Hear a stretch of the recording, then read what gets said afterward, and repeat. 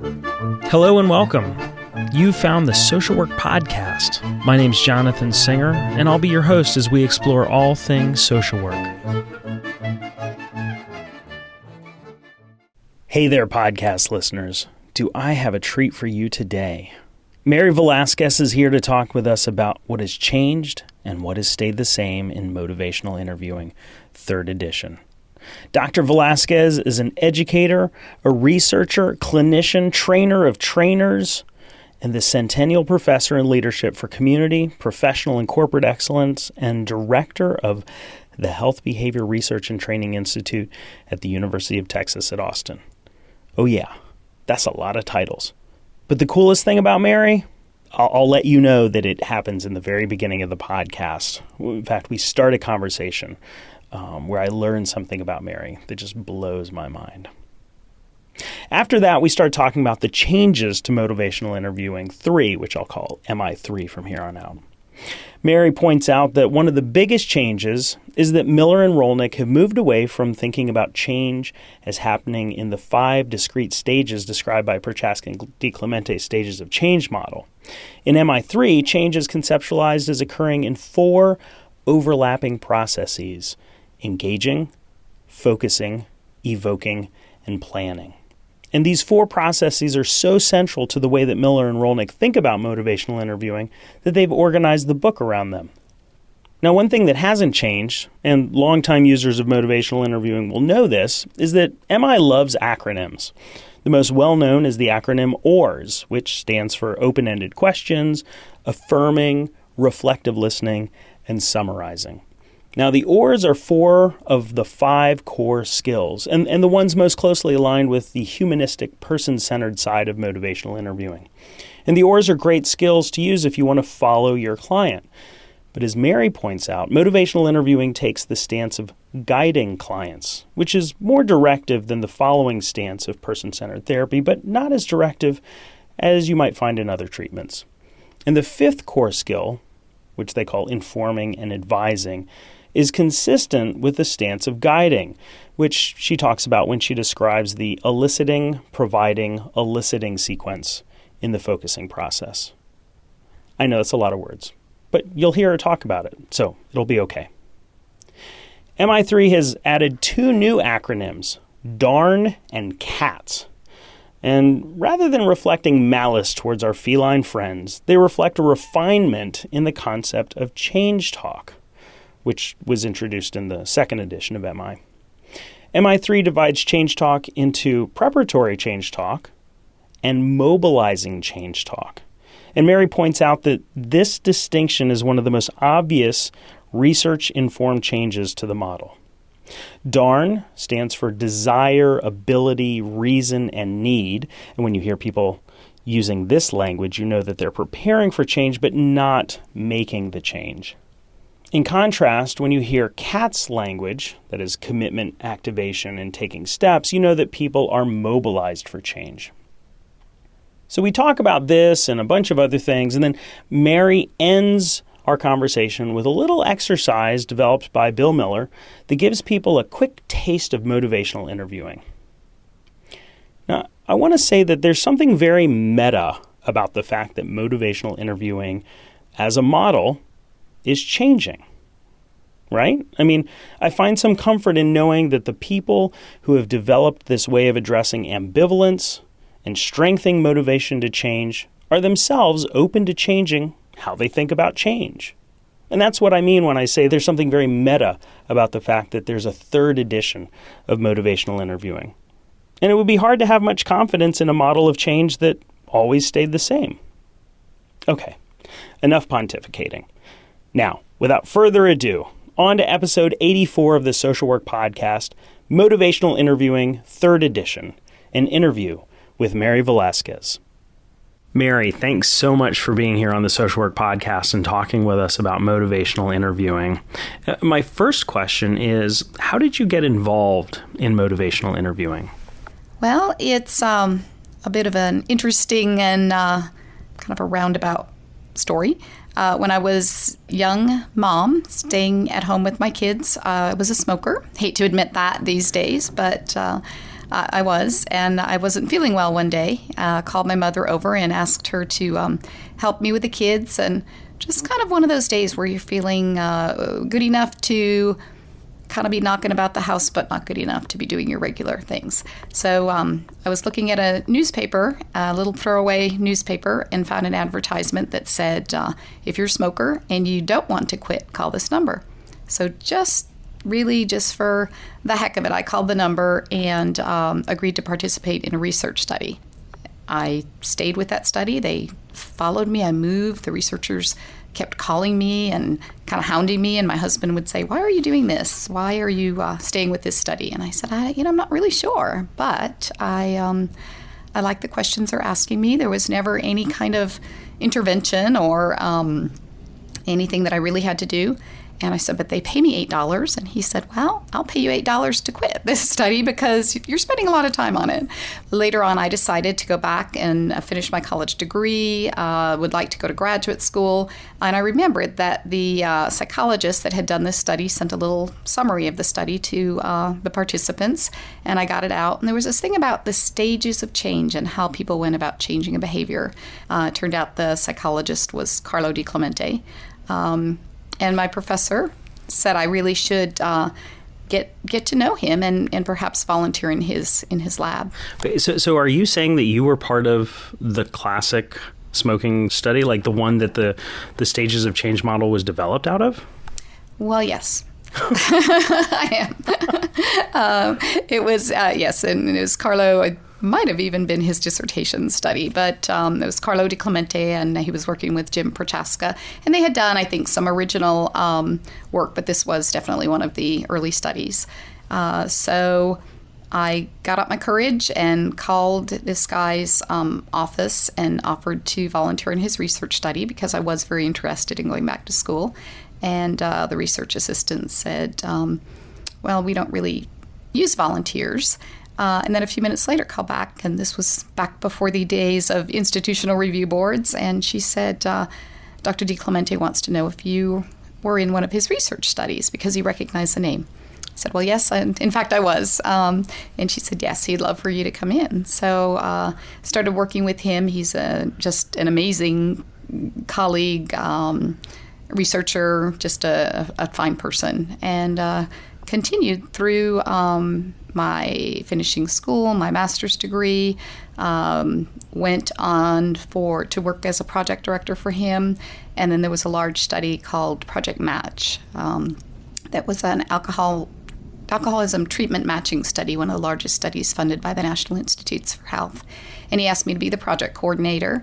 So I worked with him on that, and right around that time, he was working with Bill Miller, who was also a Project Match investigator and just an amazing psychologist, really doing some very good work. And I learned about motivational interviewing really through those early days of working with Bill and Carlo, the trans-theoretical model, stages of change, and the other constructs, processes of change, were being really studied in a number of different settings. And as we thought about this pre-contemplation and contemplation stage of change and how to move people forward, it turned out that motivational interviewing looked like just the thing to do. And Bill worked with the other investigators to write what's called motivational enhancement therapy, which is a therapy manual based on motivational interviewing.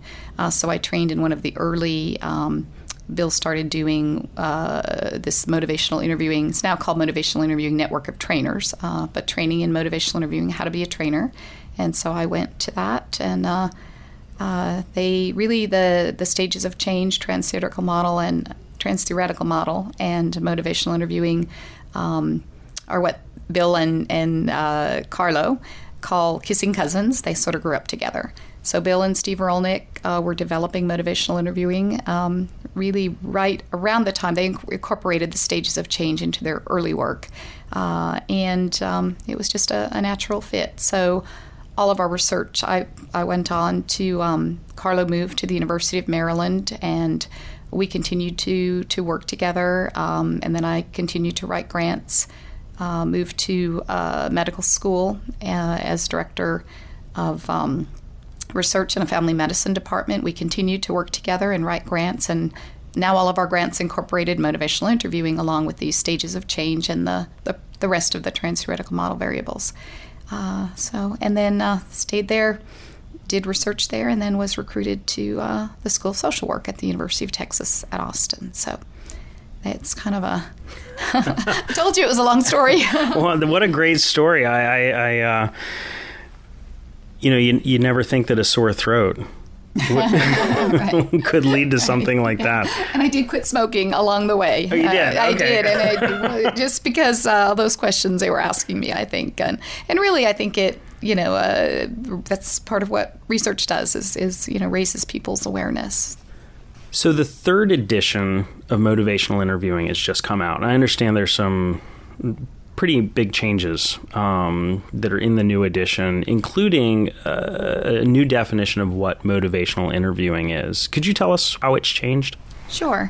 I think that one of the things that has made motivational interviewing as popular as it is that Bill Miller and Steve Rolnick have done an excellent job of keeping it alive, of growing, along with their experience. As we learn more about motivational interviewing, they revise the book. They do the research that really informs the field, and then they take the results of that research and apply it in new ways. So motivational interviewing today may look different. Fundamentally, it's not different, but there are a lot of things that are evolving, and so one of the things that is I think one of the biggest changes is that instead of having one set definition, they really sort of built these three definitions. One is sort of the layperson's definition, which I like the best, but it's about conversations about change. So basically, they're really defining it as that. So the definition that I like is that motivational interviewing is a collaborative, conversational style for strengthening a person's own motivation for and commitment to change. So basically, it's a conversational style. So it's you and I are having a conversation, and a lot of what we've learned about motivational interviewing of late is that it has to do with language. So as we talk about change, and as a really skillful person or a really aware a provider, colleague, physician, counselor, social worker talks about change, you're really paying attention to the client's language. And so it's a conversation. In motivational interviewing, they are looking at sort of a continuum. They talk about one way of working with a person is directing them. We tell people what to do, and that's been very common in treatment programs, particularly in the addictions. We tell people what to do, and we tell them how they should do it. So that's one style. Another style at the other end of the continuum is following. So we just kind of follow behind the person, letting them do whatever they want, go where they want to go, and we follow. But in between the directing style and the following style is really a style that's more about guiding. And you think about a good guide. Perhaps you're, climbing Kilimanjaro.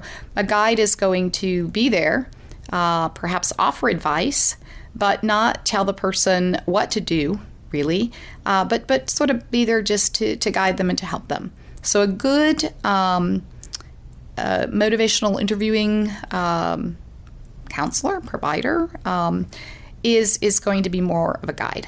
And so in motivational interviewing, it's not necessarily a situation where one person's the expert and the other person is learning something. In fact, it's just the opposite, because it's the client that's the expert, or the person who's the expert about their own life.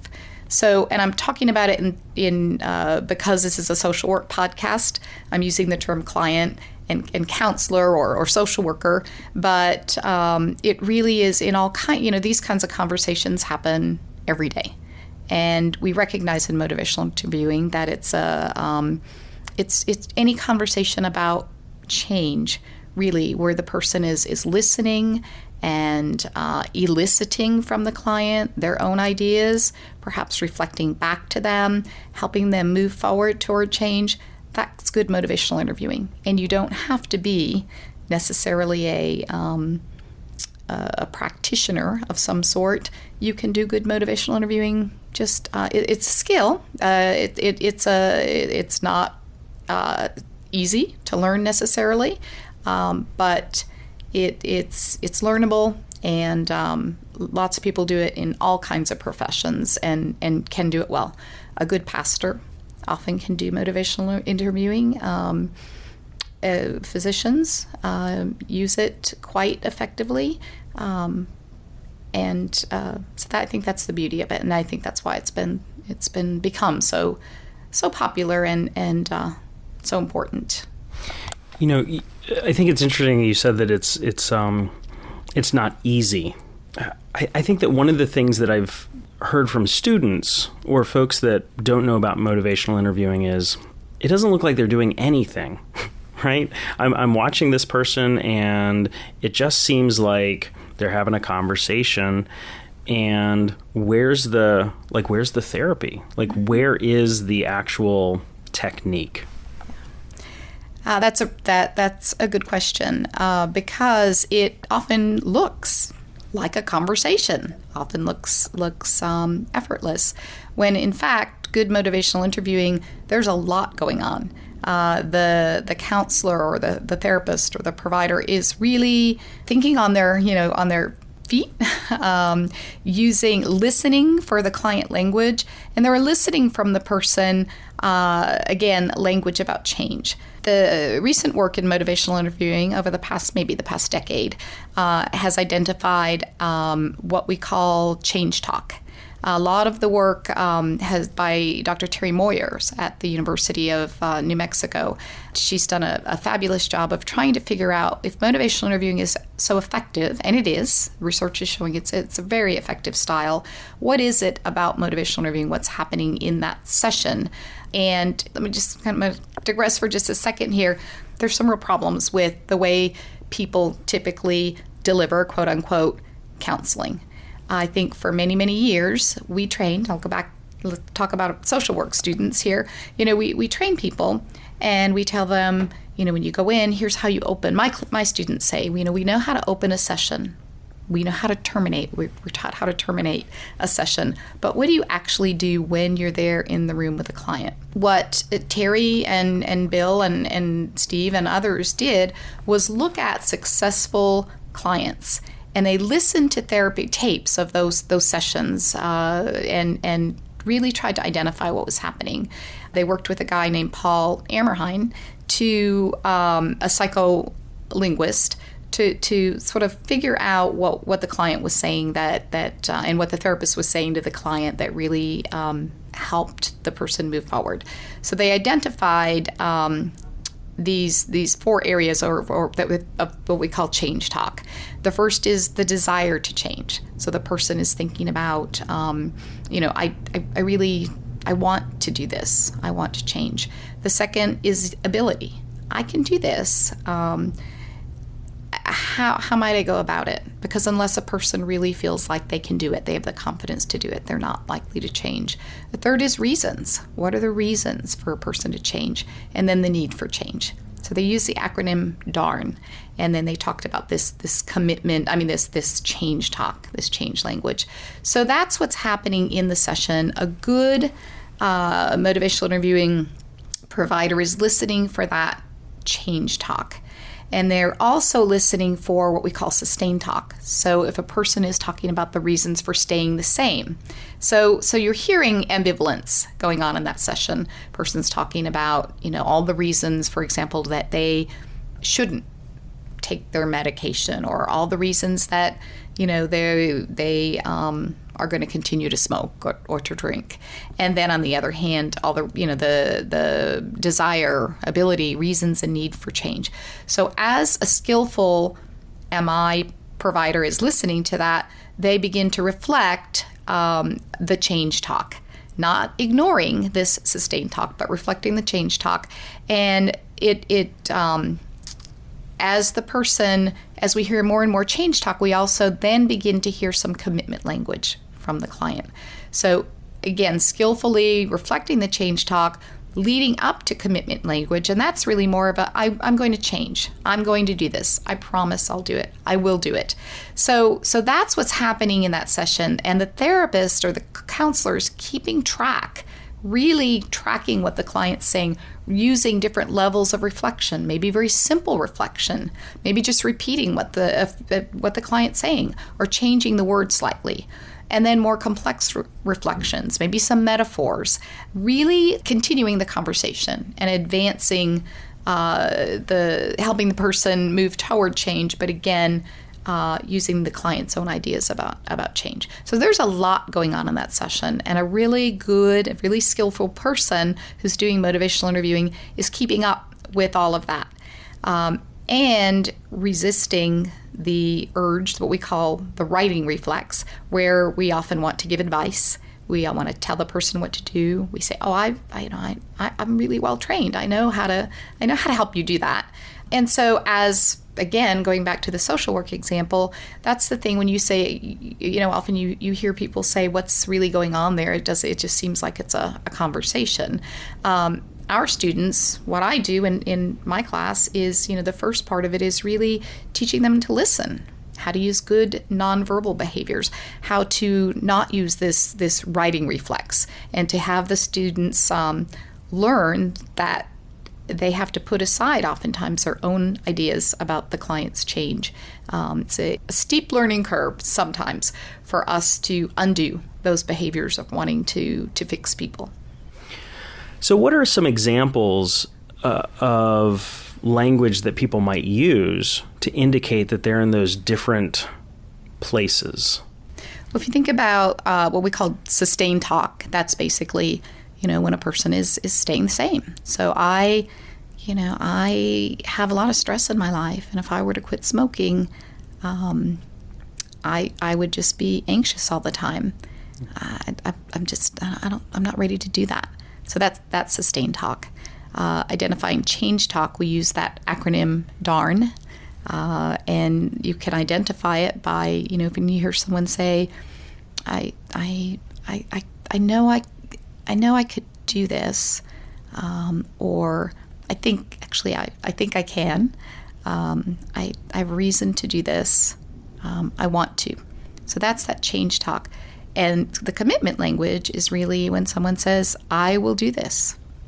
I promise to do this. I am going to do this. I'm sure that I'll do this. And then there's another little piece that's just kind of taking steps. So when the person is really then beginning to take action. So the acronym that's often used is DARN, and then DARN CATS. And in motivational interviewing, we use a lot of acronyms to help us remember things. So the DARN piece is that change talk, and then the CAT piece, the commitment, and then the taking steps or taking action. So this third edition is coming out with some changes. Could you talk a little bit about motivational interviewing, the way that we have thought about it, and then just contrast it? Sure, yeah. I think one of the bigger changes is that in the first motivational interviewing, the first two editions, we talked about, or we read about phase 1 and phase 2 of motivational interviewing. The example I remember that always stuck with me is that Bill and Steve talked about walking up a hill in snowshoes. And so you're helping the client really develop motivation as you walk up that hill, and then they get to the top and they kind of ski down the other side, and that part is easy.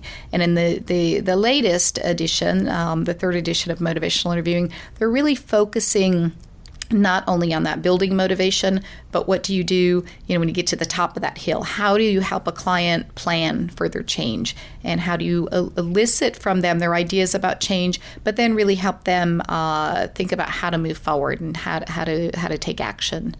And is that because providers were saying, okay, I'm actually pretty good at getting people up the hill, but then when they get there, I kind of lose them, or there seem to be things that don't work, or maybe it's not quite as easy to ski down the hill as as it seems? I mean, is that why the changes happened?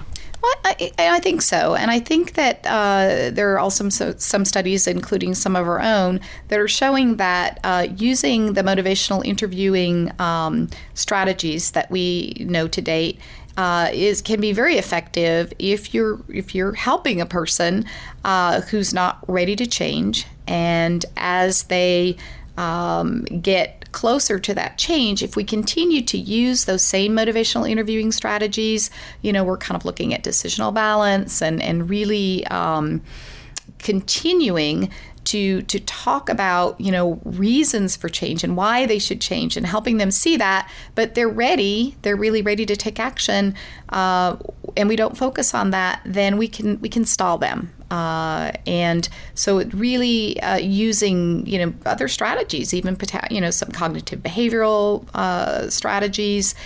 So that, I think that has a lot to do with it. Certainly in our own work, we've seen, we've done some research, for example, on groups, that is group motivational interviewing in groups, which is another, I think, interesting area.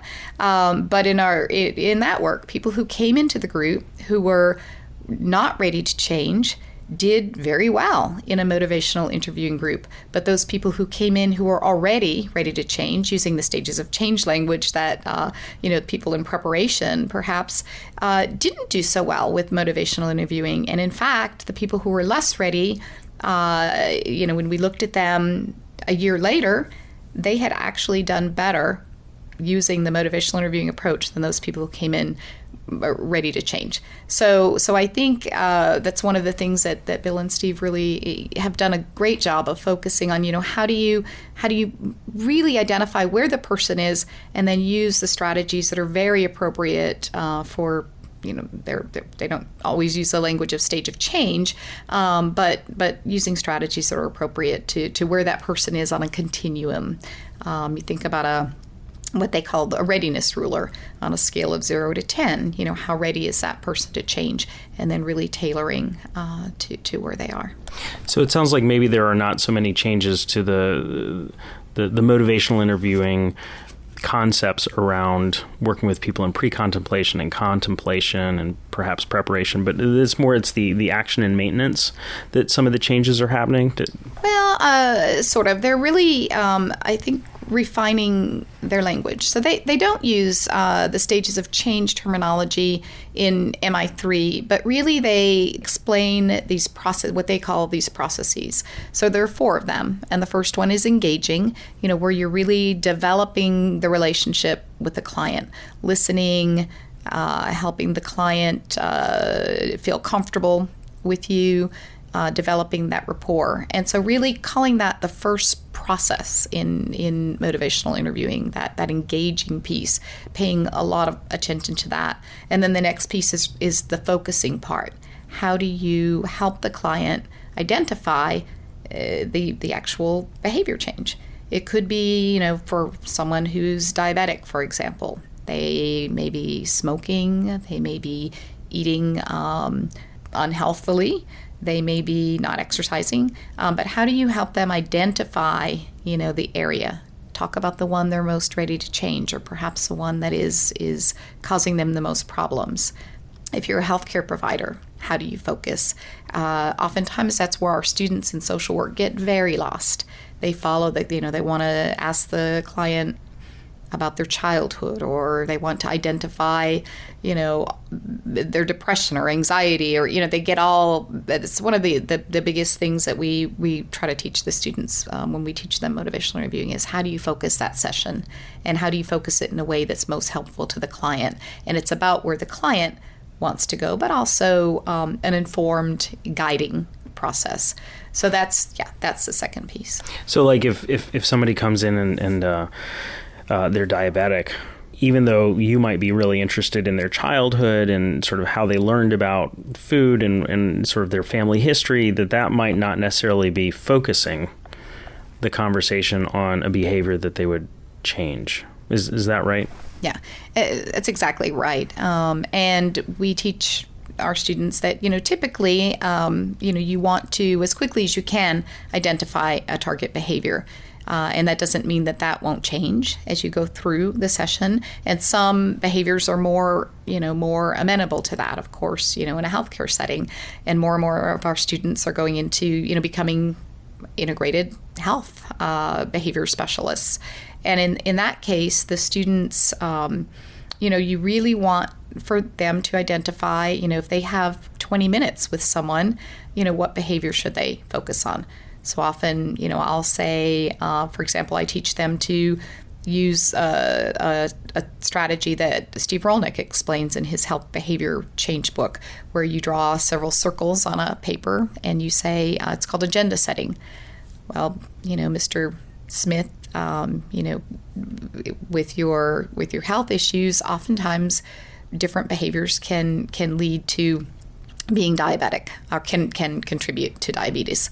One of them might be smoking, and one might be exercise, one might be diet. Let's write them in these little circles.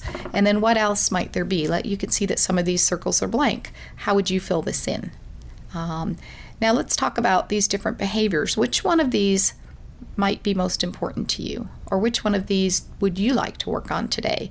Or as your counselor, it seems to me that this is an area that is causing the biggest concern. Would it be all right if we focus on this today? So there's an asking permission, there's getting the client's concerns right there in front of you. So that's the focusing piece.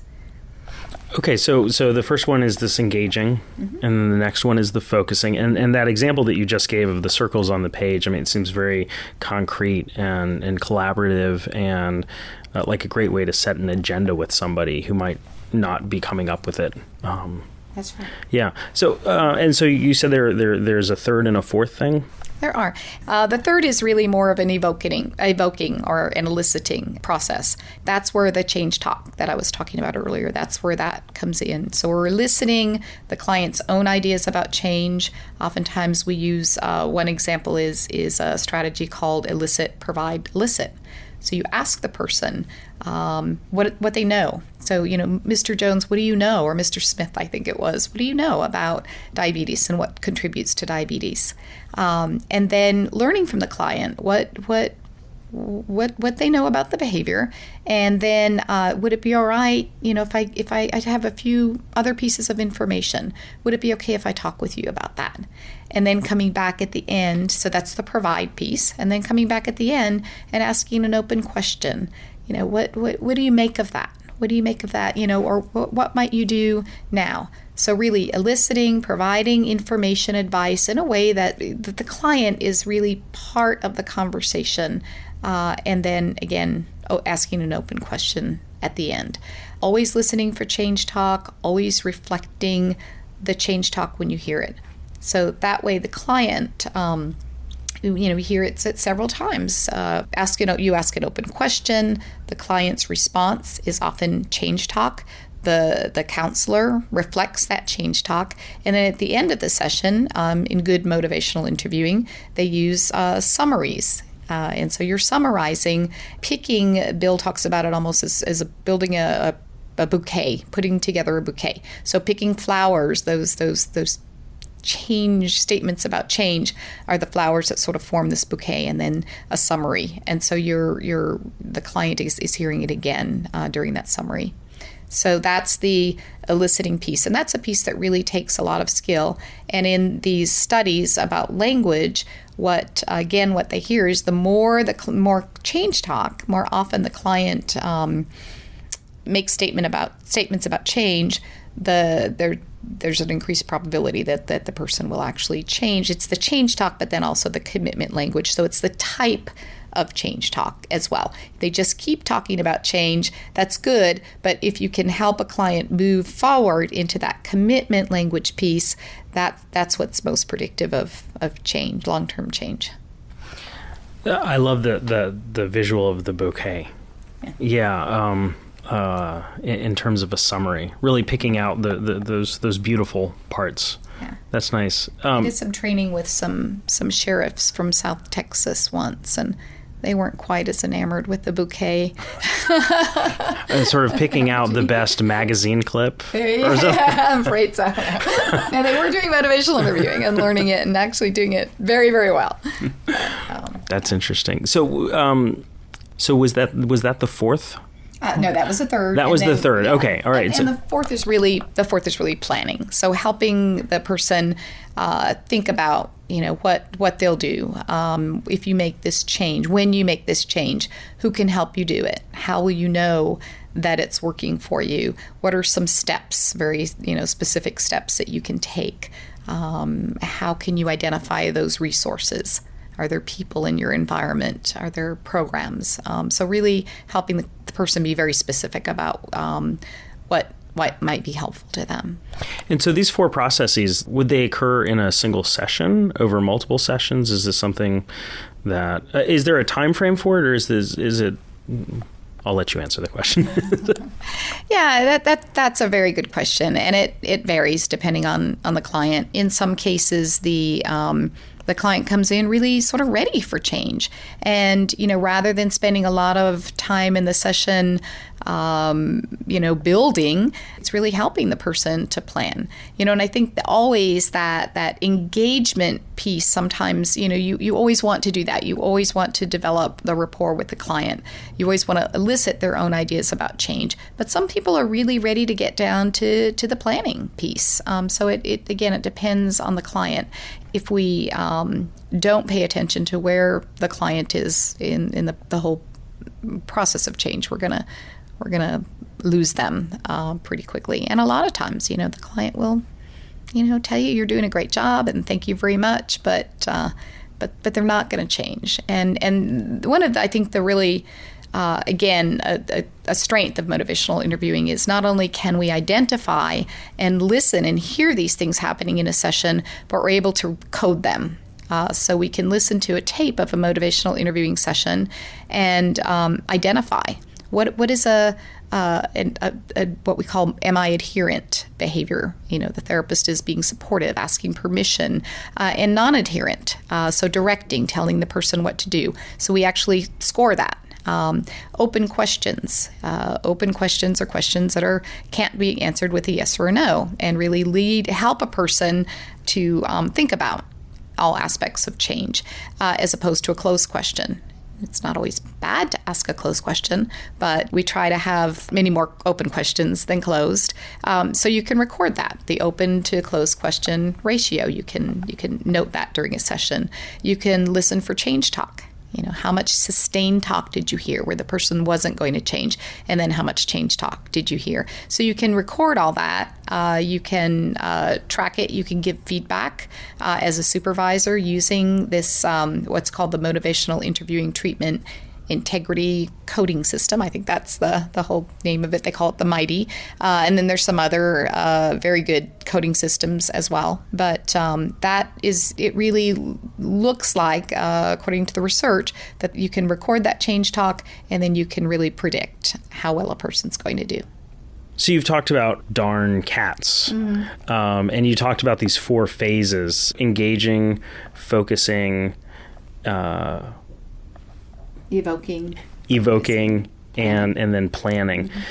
And really the way that you're talking about it actually answers that first question that I had really beautifully, which is, are they doing anything? I mean, clearly there's so much to do and so much to focus on, and to do it in a way that sounds like a kind of a natural conversation I could see would be really require a lot of skill, a lot of training. Now, one of the things that, we've talked about is health behaviors and things like that. Is there a place for motivational interviewing where there's not like a concrete sort of objective behavior or even health behavior? What about like a social skill? That's one of the changes, again, in the MI3 book. There's quite a bit written about, when there is not a specific behavior change, how you would go about working in that situation. There's also a term that I really like. It's called equipoise. How do you, as a counselor, keep a balance when you have an opinion about this client. So this kid, for example, you may have some thoughts about how this kid is behaving. What happens when it's a moral decision? So maybe this kid's parents, maybe you think this kid should be taken out of the home situation. And as a social worker, I think you have to really be aware of, there are cases in which there is an outcome, a favored outcome, and an important outcome. In another case where you have an opinion, but in other cases, maybe not so much. Say a person is going to get thinking about an abortion, right? So can you keep your equipoise in that situation? When is there a time that you may not want to use motivational interviewing? Maybe it's inappropriate, depending on the how your thoughts and your feelings, and really just knowing whether you can be in that situation as a social worker using motivational interviewing, but using it well, and again keeping the that what we call equipoise. There's a very nice section on that in the new book as well. So motivational interviewing has changed, and it sounds like in response to research and maybe therapist feedback, and I'm wondering, are there concepts that we think of as being like classic motivational interviewing that are maybe not emphasized so much anymore? Are there ideas that are on the outs or not emphasized? Because you've talked about some of the things that are being introduced and being emphasized. Yeah. Well, one area is the stages of change, for example. Early on, I think people got kind of confused between the stages of change and motivational interviewing. They sort of saw that as being the same thing. And in MI3, there's much less of an emphasis on the stages and more of an emphasis on change sort of being on a continuum. Another example is decisional balance. We typically think of that as, that every motivational interviewing session should have looking at the pros and looking at the cons. And in the new conceptualization, there's really less emphasis on this sustained talk, on looking at the pros of the current behavior. And certainly you wouldn't do away with that, but much more of an emphasis on looking at the change as opposed to the doing an equal decisional balance. And why is that? Well, I think there has been, again, they're doing a really good job of relying on the research. And when I say they, I mean Bill and Steve, the originators of the model. I mean Terry Moyer, who has done, again, a lot of the research, and all of us in the Motivational Interviewing Network of Trainers. Many of us have research studies. We've published the findings, and they've really paid attention to that. It's a changing. The MI3 is going to look, somewhat different from the original motivational interviewing. Again, the spirit is very important. Focusing on the client's autonomy and the collaborative aspect of it, and the evoking piece. That's all still there. There's nothing that's really gone from motivational interviewing, and I wouldn't say anything's really even on the outs, but it's just it's developing. I think another thing that's been exciting is an emphasis on groups, motivational interviewing in groups. There's some new work. Chris Wagner and Karen Ingersoll recently published a book on MI in groups, and how do you take these concepts and do, if motivational interviewing can be tough with one person, think about doing it with 8 or 9 or 10. Linda Sabel talks about it as conducting a symphony, which is Mark and Linda Sabel have done some tremendous work on combining motivational interviewing with cognitive behavioral therapy. They have a new very nice treatment manual out. So a lot of those things have been developing, and the original researchers, I think, have done a nice job of paying attention to those things as they've come along. It's exciting because I know that one of the things that I talk about with my students, and one of the things actually that Joe Walsh said in an interview that I did with him on theories for clinical practice, is that students, they read about theories, right, clinical practice theories, and they think this is how it is. And they don't think, well, I could provide feedback on whether or not this actually fits my client's situation. It should, according to the theorist or the author, but when I apply it, it doesn't really fit. And what you're saying is that Miller and Rolnick and the rest of you who are involved in this as researchers really are saying, yes, feedback is good. And if it's not working, let's change it, which I think is amazing. Yeah, but one of my favorite lines from Terry is, we just made this stuff up. We are learning as we go. On a personal note, I have to say, these folks they're good people who listen and want to help people improve their lives, and they don't take themselves too seriously. Other people may take them very seriously, and they do great work, but they're not afraid to say, well, maybe our thinking about that needs to shift a little bit. Steve Rolnick oftentimes gets frustrated with us as specialists. Sometimes we Americans want answers to everything pretty quickly. And, I think that it's evolving, and that's the beauty of the motivational interviewing approach, is it continues to evolve, continues to grow. And sometimes those ideas that we thought were so clever in the beginning and so right on track are moved aside in favor of new ideas. So we've talked a lot about motivational interviewing, the changes in MI3, a lot of the concepts. If there was only like 15 minutes to give an example of what motivational interviewing looks like, what would you say? What would you do? Well, Bill Miller uses an example that I really like. He calls it taste of MI. And so he'll ask them to role play. And first he'll have them try to convince a person to change and give them all the reasons that they need to change. Of course, that's the non-motivational interviewing style. And then his taste of motivational interviewing, he just has people ask the following questions. Why would you want to make this change?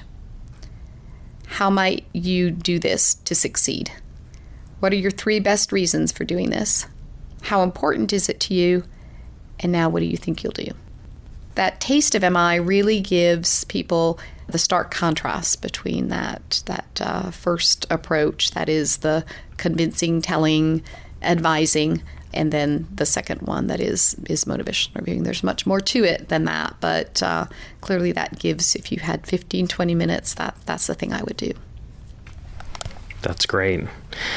Mary, thank you so much for taking the time to talk with us about motivational interviewing, to share your deep experience on this, and especially because as of this recording, the 3rd edition of MI just came out. So really, really appreciate you doing this. Thanks, Jonathan. I really enjoyed it. It was fun. Hey, it's me again. I know you're waiting for the klezmer music. Just a couple of things, and then I'll put it back on for you. So if you're a longtime listener of the podcast, you'll know that I usually ask my guests for a list of resources. And you'll also notice that I didn't ask Mary, because Motivational Interviewing 3rd edition is the best resource out there. Now, Guilford Press has some free resources that include a more comprehensive bibliography of motivational interviewing, 2 annotated case examples, reflection questions for each chapter, the personal values card sort, I don't really know what that is, and a glossary of motivational interviewing terms. And the link to those free resources is in the Motivational Interviewing book, and it's also on the Social Work Podcast website. Now, if you want to learn more about Mary, or to find links to related podcasts and other resources, or read the transcript, you can go to socialworkpodcast.com. If you like the podcast, please consider leaving a positive review on iTunes.